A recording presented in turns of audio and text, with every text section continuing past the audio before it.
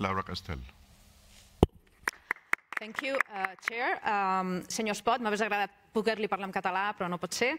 The media has recently uncovered the scandal of relations between the former Andorran government, of which you were a part of, and the Spanish secret services, which aim to interfere and violate the rights and freedoms of Andorra and Catalan citizens and companies in an attempt to involve some politicians in a plot. Regarding this issue, have you taken or do you plan to take measures to repair these violations of rights and financial damage and to bring Andorran policies into line with the European Convention of Human Rights? Gracias, senyor Espot. Would you like to respond?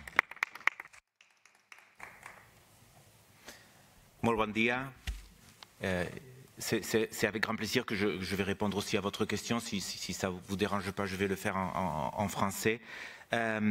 Écoutez, moi je crois qu'il faut être très précis et très rigoureux dans la réponse à cette question parce que j'ai un peu l'impression qu'on mélange un peu tout. Moi, je ne peux pas vous répondre concernant, disons, les éventuelles relations que la police espagnole ou que le gouvernement espagnol ait pu avoir avec des personnes particulières. Moi, ce que je peux vous dire, et vous l'avez évoqué, j'avais été ministre de la Justice en 2014 et en 2015, quand les faits que vous mentionnez ont eu lieu. Et ce que je peux vous dire, c'est que le gouvernement andorran a fait ce qu'il devait faire.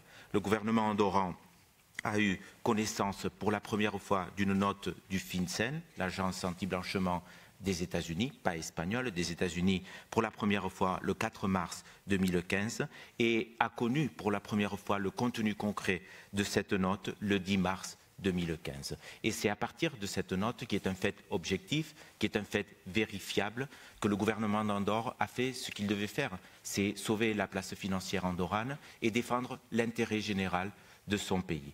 À partir de là, moi je peux vous dire, et avec connaissance de cause, que le gouvernement andorran, les membres du gouvernement andorran ou les institutions andorranes n'ont reçu aucune pression d'autres gouvernements, d'autres personnalités politiques pour procéder à l'intervention de BPA. L'intervention de BPA a été la conséquence directe, nécessaire et obligée d'une note du FinCEN, de l'agence anti-blanchiment américaine, qui a été connue pour la première fois par le gouvernement andorran et ses responsables politiques le 4 mars et dont le contenu concret a été publié le 10 mars suivant. Merci beaucoup.